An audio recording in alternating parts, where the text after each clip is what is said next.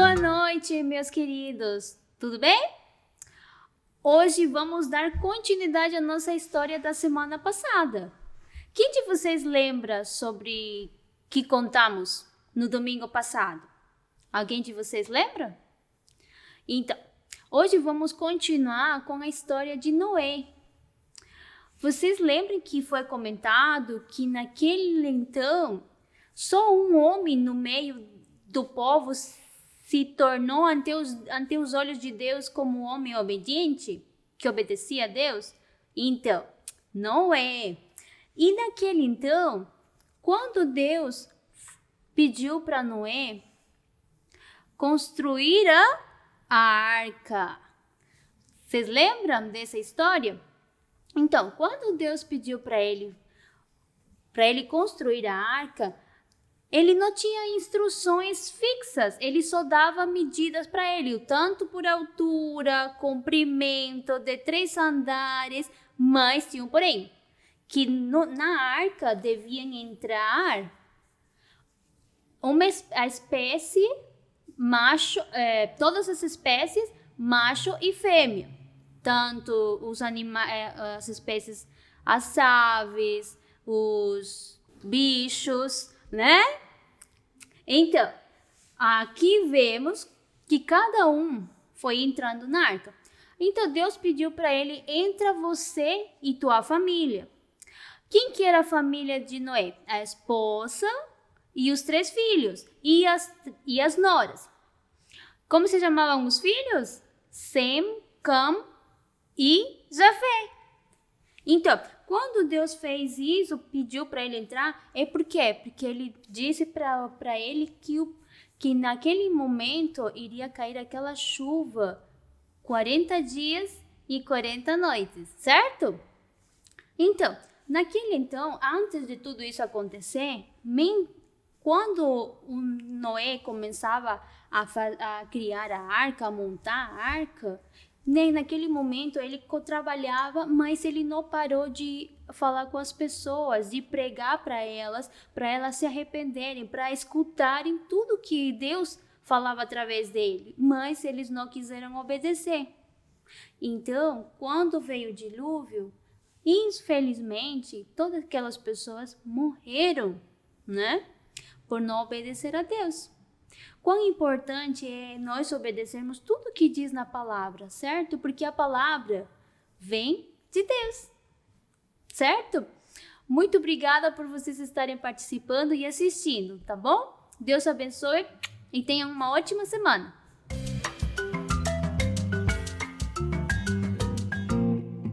Boa noite, família Ibai, a todos aqueles que nos ouvem. Estamos aqui mais uma vez para celebrar aquele que vive e reina eternamente. Aonde você está, aonde você estiver agora, quero te convidar a cantar a esse Deus que nos fortalece nele.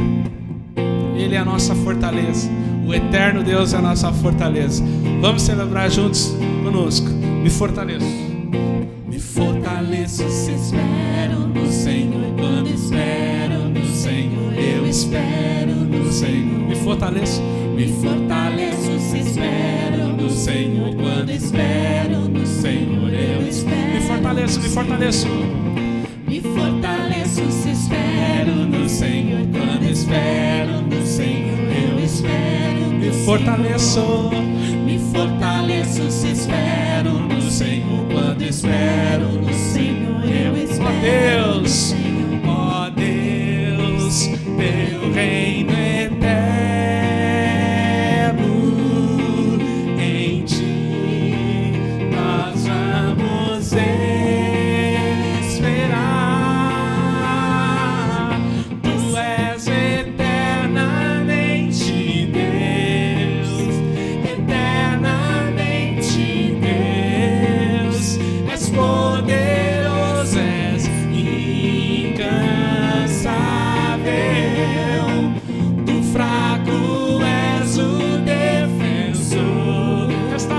Restaura o seu vigor, nos faz voar, viver como águia. Me fortaleço quando eu espero no Senhor. Declaremos.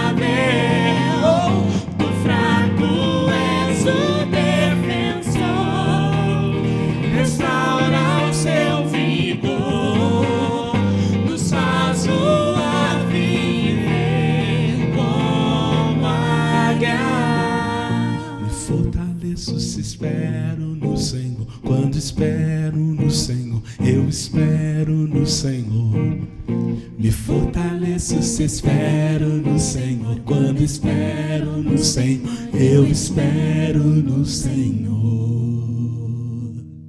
Esperamos nele, aquele que faz milagres, aquele que pode levantar mortos, aquele que pode abrir os olhos dos cegos, aquele que não há nada impossível. É dele e nele que nós esperamos.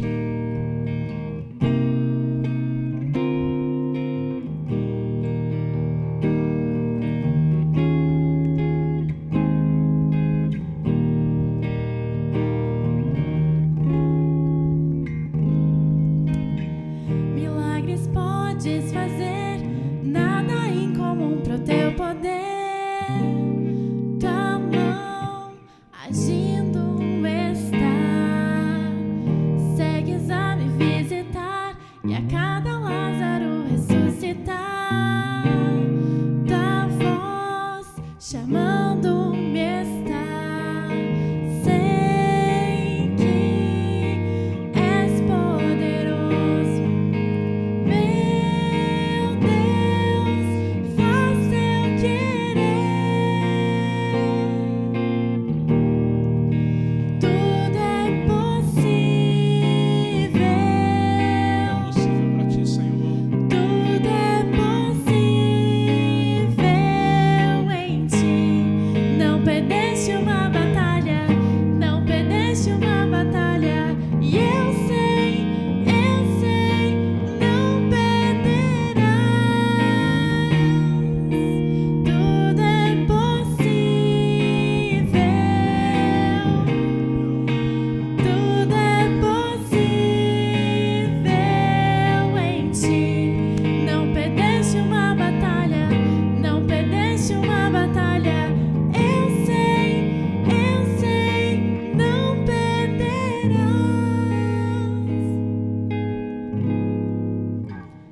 Tu não podes falhar e o teu mover ninguém pode parar.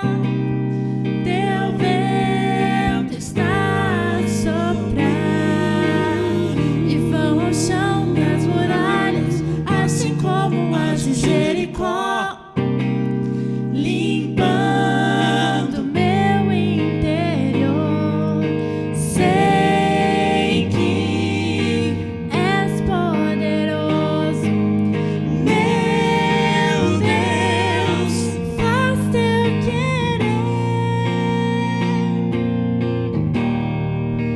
Tudo é possível.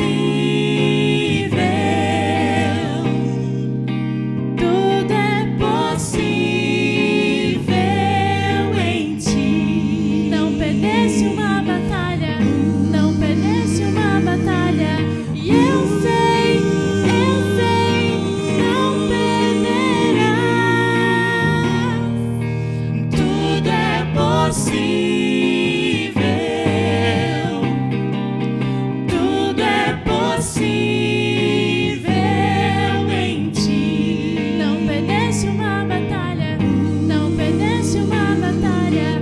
E eu sei, não perderás. Não perdeste uma batalha, Perdeste uma não batalha, perdeste uma batalha, perdeste uma batalha, não perdeste uma batalha, perdeste uma batalha. não perderás. Não perderás. Não perdeste uma batalha, Perdeste uma não batalha, perdeste uma batalha, perdeste uma batalha, perdeste uma batalha, perdeste uma batalha. não perderás. Não perderás. Não perdeste uma batalha, Perdeste uma não batalha, perdeste uma batalha, perdeste uma não batalha, perdeste uma batalha, perdeste uma não batalha. perderás. Não perderás.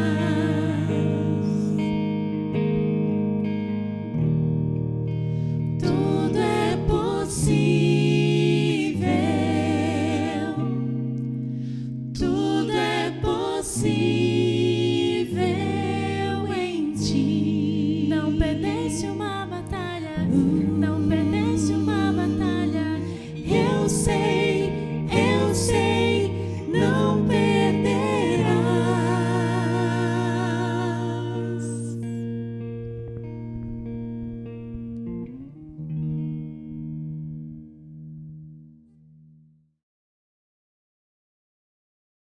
Olá, queridos. É muito bom estarmos juntos mais uma vez nesse último domingo de novembro, esse penúltimo mês do ano. Já estamos aí começando o mês de dezembro daqui a pouquinho e terminando este ano, que deixa para a gente a impressão de que não quer terminar, porque a gente vai entrar em janeiro e fevereiro ainda com todas essas preocupações e recomendações necessárias, mas que seja, né, ainda que seja assim, que seja, quando sair a vacina, um tempo especial pelo qual a gente vem agradecer a Deus.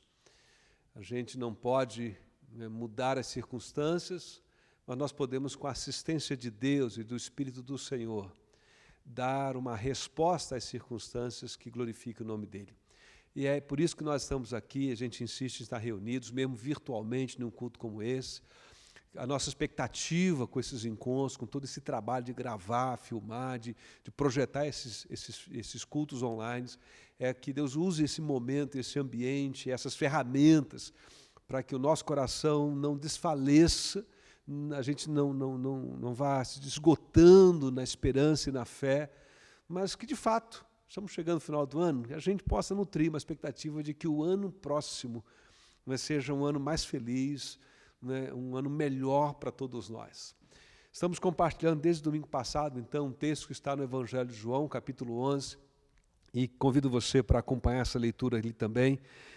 No domingo passado nós lemos do versículo 17 ao 27, hoje convido você a ler do versículo 33 ao 37. A Bíblia diz assim: ao ver chorando Maria e os judeus que a acompanhavam, Jesus agitou-se no espírito e perturbou-se. Onde o colocaram? Perguntou ele. Vem e vê, Senhor, responderam eles. Jesus chorou. Então os judeus disseram: vejam como ele o amava. Mas alguns deles disseram: ele que abriu os olhos do cego, não poderia ter impedido que este homem morresse? Amém. Nós começamos domingo passado apresentando essas questões. Como lidar com as decepções ao longo da nossa vida? Como processar as experiências em que as nossas expectativas se frustram, e às vezes se frustram de maneira tão dolorida e tão sofrida na nossa alma, e também nas nossas relações uns com os outros, especialmente com aqueles mais próximos, às quais nós chamamos de amigos, se não da nossa família, da nossa própria casa, nosso próprio sangue, dessa família que nos é possível escolher, né, e a gente aprende a chamar de amigos. Como lidar com a decepção, com os amigos, com os nossos relacionamentos dessas pessoas próximas de nós, com quem a gente desenvolve uma amizade, uma intimidade tão especial, tão regada de afeto, uma vez que não há os vínculos de sangue como reforço, como argumento, como pavimentação dessa relação. Como lidar com essas pessoas que nós escolhemos para trazer próximo da nossa vida, para as quais a gente abre a porta da nossa casa, a gente abre a porta do nosso coração, a gente faz confissão, faz confidência. E como lidar quando eles não correspondem às nossas expectativas, quando a gente se decepciona, quando a gente nutre por eles um desejo de que eles façam ao nosso favor alguma coisa que julgamos que eles podem fazer, mas sem ficar muito claro, eles não fazem. Como lidar com isso? Interessante que Jesus, não só ele é amigo de fato, e não só ele desfruta desse ambiente de intimidade e de amizade fraterna com essa família, como ele mesmo disse que esse é o tipo de relacionamento que ele quer ter conosco, com os seus discípulos. No Evangelho de João mesmo, aqui no capítulo à frente, o capítulo 15, versículo 15, ele diz para os seus discípulos: já não vos chamo mais de servos, porque o servo não sabe o que faz o seu senhor, mas chamo de amigos. Amigos, é um convite para a proximidade. E diz: eu chamo de amigos. E aí, então ele diz uma coisa interessante, diz: tudo que o Pai me mostrou, me revelou, me deu, me falou, eu compartilho com vocês. Porque isso é um traço da amizade. Compartilhar coisas pessoais. Nas relações de amizade, Não há segredos, e se há segredos, eles são pouquíssimos, são ínfimos, são coisas muito pessoais, que às vezes são segredos para os amigos, porque são segredos para todo mundo, até para a família, coisas que a gente guarda no nosso coração, aquelas experiências ou aqueles pensamentos que a gente vai levar para a sepultura. Mas, de um modo geral, esse é um traço das relações de amizade. A gente fala da nossa vida, a gente abre a nossa casa, a gente abre o nosso coração, a gente confia no afeto, no amor. Quando Marta e Maria tiveram que lidar com a doença do seu irmão Lázaro, conforme já mencionamos nesse capítulo 11, elas mandam um recado de apelo a Jesus, um pedido de socorro a Jesus, ao amigo Jesus, né, para que ele venha ao encontro delas. E o recado diz lá nos primeiros versos que nós lemos, ali no verso de número 3, Senhor, aquele a quem amas. Elas não têm dúvida do amor de Jesus. Aquele a quem amas está doente. E aí Jesus recebe a informação, mas permanece um pouquinho. E aí quando ele, então, decide ir e atender o apelo de Marta e Maria para que ele pudesse ir ao encontro delas, Lázaro já morreu, já está sepultado, mas Jesus fala para os seus discípulos, vamos ao encontro do nosso amigo Lázaro, que nosso amigo adormeceu. É o próprio Jesus quem chama Lázaro de amigo. Então, essa relação de Jesus não é apenas uma relação com o Messias, não é apenas a relação com o mestre Israel, o Filho de Deus que veio. É uma relação com esse Filho de Deus e Messias que se faz próximo, que se faz íntimo e que se faz amigo. Mas então elas vivem este drama de ter que lidar com este amigo que não correspondeu ao desejo, ao pedido que elas fizeram. Um amigo que não correspondeu, né, às demandas que elas apresentaram para ele. Como é que a gente faz em momentos assim? Você tem alguma história com algum amigo seu em que você teve que lidar com essa dor da decepção e de pensar assim, puxa, ele ou ela podia ter vindo ao meu encontro, podia ter me ajudado, podia ter feito alguma coisa por mim, mas não fez, e você às vezes não sabe nem porquê, e às vezes você não tem nem coragem de perguntar porquê.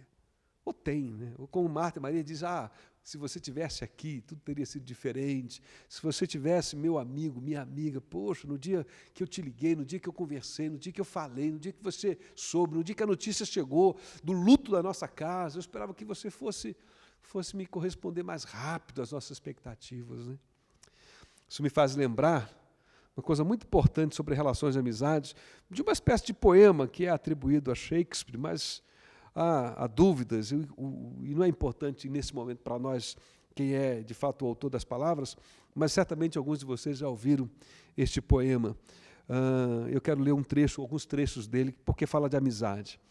Diz assim, depois de algum tempo, você aprende a diferença, a sutil diferença entre dar a mão e acorrentar a alma. Aprende que não significa apoiar-se, que companhia nem sempre significa segurança. Começa a aprender que beijos não são contratos, presentes não são promessas. Depois de algum tempo, você aprende que as verdadeiras amizades continuam a crescer mesmo a longa distância. E que o que importa não é o que você tem na vida, mas quem você tem na vida. E que os bons amigos são a família que nos permitem escolher. Aprende a perceber que seu melhor amigo e você podem fazer qualquer coisa ou nada e terem bons momentos juntos. Descobre que as pessoas com quem você ama, se importa na vida, às vezes são tomadas de você muito depressa. Por isso sempre devemos tratar as pessoas que amamos com palavras amorosas, porque pode ser a última vez que as vejamos. Enfim, ele começa a descrever essa relação, eu só citei alguns, né, de amizade, e certamente descreve o que nós estamos comentando aqui à luz desse texto, da história de Marta, Maria, Lázaro e Jesus. De que há uma relação de amizade, mas há uma relação de aprendizado também. De que as relações de amizade, elas florescem em ambientes em que há liberdade para o outro não ser aquilo que eu espero que ele seja o tempo todo, liberdade para que ele não atenda a todos os meus telefonemas, a todos os meus apelos, para que ele não viva. Aliás, isso é uma coisa importante que a gente precisa entender nas nossas relações de amizade. Os nossos amigos não existem em função das nossas demandas. E eles precisam ter essa liberdade, né, de não estar com a gente o tempo todo, a hora toda. Não é? Às vezes nós ficamos aí, não é? Como esse verso 37, como aquelas pessoas nos corredores do nosso cotidiano comentando: ele não podia, ele que fez tanta coisa pelas outras pessoas, por que não fez por nós? Esse é o comentário das pessoas do verso 37. Ele que abriu os olhos ao cego não poderia ter impedido que esse homem morresse. Bom, sobre os nossos amigos, a gente precisa aprender então a perdoá-los, a aceitá-los e a reconhecer que nem sempre as nossas expectativas dessas relações serão atendidas na mesma dimensão, com o mesmo formato, com a mesma moldura, e a gente precisa aprender a perdoar e a caminhar uma segunda milha. Mas há, claro, uma questão ainda mais delicada nesse texto, e quando esse amigo é Deus. Porque a questão que o verso 37 levanta para nós é essa: Deus tem todo o poder e pode todas as coisas. Mas isso não significa, entenda isso, não significa que Ele faz tudo o que pode. Eu acho que a nossa dificuldade está justamente nisso, porque quando a gente pensa em poder, seja econômico, seja intelectual, seja físico, seja financeiro, seja o que for, a gente pensa no poder como uma coisa que a gente deve esgaçar, explorar e usar o máximo o seu limite. Quando a gente pensa no poder, a gente pensa como uma coisa que deve ser exercido sem limites, sem fronteiras, porque é poder. Mas aí a gente lida com esse Deus, que é todo poderoso e que pode todas as coisas. Mas a gente tem dificuldade de entender que Deus é todo poderoso, pode todas as coisas, mas não faz tudo o que pode. E por que não faz tudo o que pode? Porque Ele tem um caráter reto, justo e perfeito, porque Ele é soberano. Eu acho que, de um modo geral, aqui está uma dificuldade que todos nós temos na nossa relação com Deus, em algum momento da nossa vida, ela é gritante. Como conciliar em nossa mente, em nossa compreensão, esse Deus que se revela na pessoa de Jesus, tão cheio de compaixão e graça, o Deus que chega diante da nossa dor e se identifica com ela, do Deus que se torna gente, carne, que sofre na cruz por nossos pecados, o Deus que chora conosco o nosso luto, que chora conosco a nossa perda, o nosso fracasso, a nossa frustração, o que não deu certo, o Deus que nos abraça, o Deus que ouve a nossa queixa, a nossa murmuração, o nosso questionamento, a gente perguntando Ele, derramando a alma em lamento e decepção, mas que não tem palavra de reprimenda, não tem palavra dura, mas Ele ouve, como ouviu a Marta, os questionamentos dela, se o Senhor estivesse aqui, mas Ele acolhe, Ele conversa. Ouve Maria, e Maria é diferente, ela chega depois, mas com Maria Ele nem conversa, nem elabora uma promessa, Ele apenas olha para Maria e chora com ela, e chora com os que choram com ela.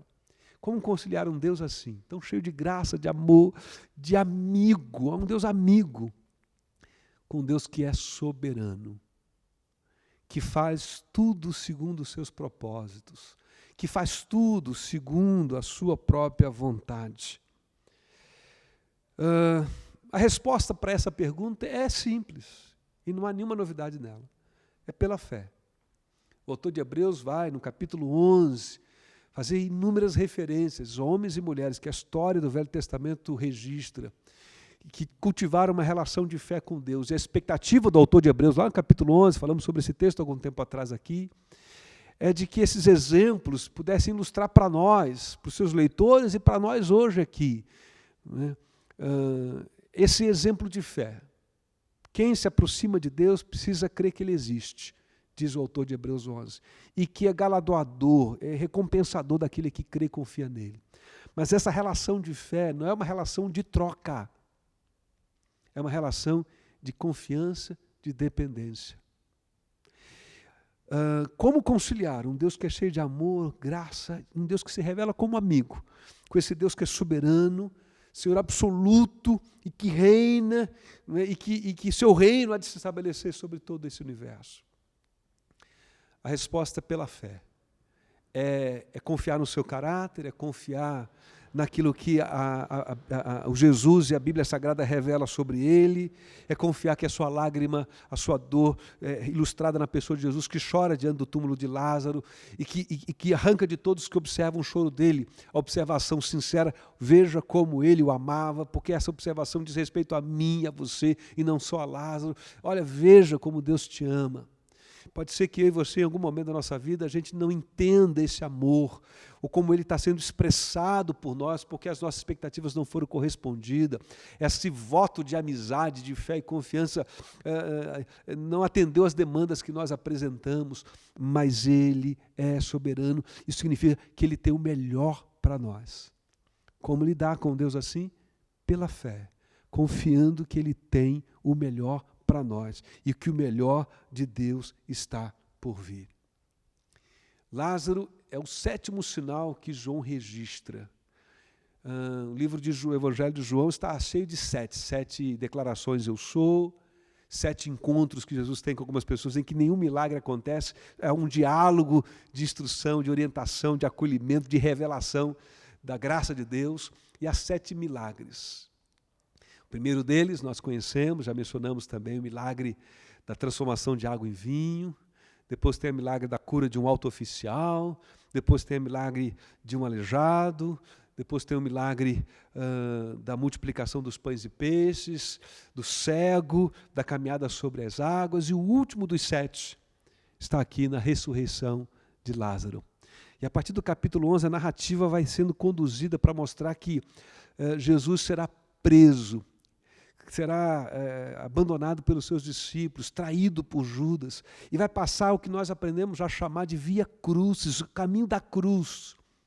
E o que conduz esse caminho é o seu amor. O Evangelho de João diz, e tendo-os amados, amou-os até o fim, até a morte. E no capítulo 15, verso 15, ele diz, eu não chamo vocês de servos, já mencionamos, mas de amigos. Então esse é o Deus que se revela. O que é fé? É confiar nesse amor, apesar de não compreendê-lo adequadamente, apesar de não poder responder a essa pergunta quando ela é feita na nossa vida, pela nossa consciência, pela nossa alma, pelos nossos amigos. Por que Deus, que fez tantas coisas no passado, por que Deus realizou um milagre na casa do meu irmão, do meu vizinho, de alguma pessoa que eu conheço, mas não fez um milagre semelhante na minha vida? Ainda que a gente não saiba, a gente sabe que Ele é amor, que Ele é cheio de graça e bondade, e que Ele é soberano, e que a gente pode confiar nele. Que a gente pode confiar nele. Eu quero terminar dizendo para você, querido, sobre os seus amigos. Libere-os.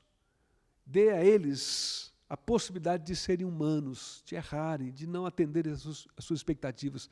Isso não faz dele menos amigos. Faz dele pessoas reais. E se você já teve uma frustração com algum amigo seu, é possível que você também tenha frustrado alguma expectativa dos seus amigos. Nós estamos no meio de uma pandemia, o nosso humor está alterado, a nossa vida está toda alterada. Cuidado para que você não projete sobre as suas relações expectativas além daquilo que nos convém. Aliás, não projete expectativa nenhuma. Compartilhe suas demandas, peça ajuda, faça suas confissões, abra o teu coração e fale das suas tristezas, mas libere as pessoas para viverem as suas lutas, porque cada um tem a sua luta, tem as suas dificuldades. O que nós precisamos é lembrar sempre, nas nossas relações uns com os outros, é de que a nossa relação de amizade, assim como com Deus, é uma relação de amor. E nós confiamos no amor. Eu não sei se os meus amigos e as pessoas a quem eu amo vão fazer tudo o que eu espero delas e peço a elas. Mas eu sei que, apesar de nem sempre ter as minhas expectativas correspondidas, eu sei, dos amigos que tenho, eu sei que eu posso contar com o amor deles. O mesmo vale para Deus. Queridos, nunca desconfie do caráter nem do amor de Deus. Deus nos permitiu um ano muito difícil. E talvez, na história de alguns de vocês que estejam assistindo essa mensagem, Deus permitiu um outro momento, muito antes desse ano, também muito difícil. Eu não sei como essa palavra te alcança e qual é a sua história de vida, mas uma coisa eu sei. Ele te ama. o Senhor Jesus revela-nos um Deus que nos ama. E é para esse Deus que nos ama. Eu convido você a orar nesse momento e a se voltar e a esperar. Ele tem a hora certa, Ele tem o momento certo, Ele tem um jeito certo. Ele não vai nos deixar abandonados à nossa sorte. Ele não vai nos deixar prostrados com a nossa dor. Ele é consolador. De fato, Ele prometeu o Espírito Consolador a todos nós. E eu quero terminar dizendo que o que a gente aprende nesse texto é que o melhor dele está por vir.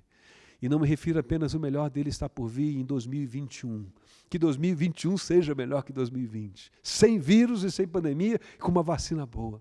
Mas não me refiro também a 2022, nem a 2023, embora eu espero que 2022, 2023 sejam ainda melhores do que foi esses últimos meses que nós vivemos. Mas eu quero dizer para você que Deus tem planejado a vida eterna. Deus tem nos escolhido como amigos dele para compormos uma família espiritual por toda a eternidade, porque Ele nos ama. O apóstolo Paulo escreve aos Romanos e diz: aquele que não poupou seu próprio filho, como não nos dará com Ele todas as demais coisas que nós precisamos? Confiemos no amor de Deus, confiemos no caráter de Deus. Ele sabe o que faz. Ele é cheio de compaixão e graça, mas Ele é soberano. E a gente deve se aproximar com humildade, com temor e tremor e com fé, com confiança de que Ele vai fazer o melhor por nós, para a glória do seu próprio nome. Feche seus olhos, ore comigo nesse momento. Pai, te damos graça mais uma vez por esse encontro virtual de culto, por aqueles que assistem este momento, seja agora de noite, seja, ó Deus, durante a semana, pela manhã, pela tarde, em que momento for. Minha oração é que, de algum modo, o Teu Espírito Santo continue usando este texto, essa palavra, mesmo quando terminar este momento, ó Deus, do culto online, para falar aos nossos corações, para nos levar, ó Deus, a uma experiência de fé e de confiança ainda mais profunda no Senhor. Ó Deus, dá-nos uma compreensão em nosso íntimo, pelo Teu Espírito, do Teu amor, e uma certeza, como Marta, Maria e Lázaro tinham e retomaram a partir do milagre, a certeza de que o Senhor nos ama, de que o Senhor chora conosco as nossas lutas, de que o Senhor não é indiferente, mas de que o Senhor tem o melhor para nós, ao seu próprio modo. Então ajuda-nos, ensina-nos a termos paciência, ajuda-nos a sermos esperançosos, otimistas, ousados na esperança, Senhor. Consola o coração triste e abatido, consola aquele que chora de decepção, aquele que está frustrado. Ajuda e abençoa as amizades, na casa, na família, Senhor, ou entre os amigos, que é a família que a gente escolheu. Ajuda-nos a experimentar um pouco dessa poesia atribuída a Shakespeare, a liberar as pessoas, ó Deus, nas suas limitações e a reconhecer as suas falhas, mas a valorizar aquilo, ó Deus, que elas têm de bom e de melhor na nossa relação como amigos. Ajuda a identificar as coisas boas nesses nossos amigos, essas pessoas que nós trouxemos para perto de nós, ó Deus. Ajuda-nos a perdoá-las quando elas não atendem às nossas expectativas. Consola, assim, o coração de todos nós. E nós pedimos em nome do Senhor Jesus. Ó Deus, prepara-nos para esse final de ano. Prepara-nos, ó Deus, para esse Natal que vai ser tão diferente de todos os outros. Ó Deus, e que o Senhor nos dê logo essa vacina, Senhor, uma vacina boa, eficaz, para que a gente volte a desfrutar da liberdade, do culto presencial, da reunião da família e do encontro gostoso com os amigos. Abençoa-nos assim, sara o nosso coração, o coração daquele que está ferido, e renova-nos a esperança, em nome de Jesus. Amém. É isso. Que Deus o abençoe, não é? E se Deus permitir, daqui a pouquinho estamos de volta, celebrando já esse mês de dezembro, as expectativas que nós temos com as festas ou com a festa de Natal. Grande abraço, uma boa semana, Deus o abençoe.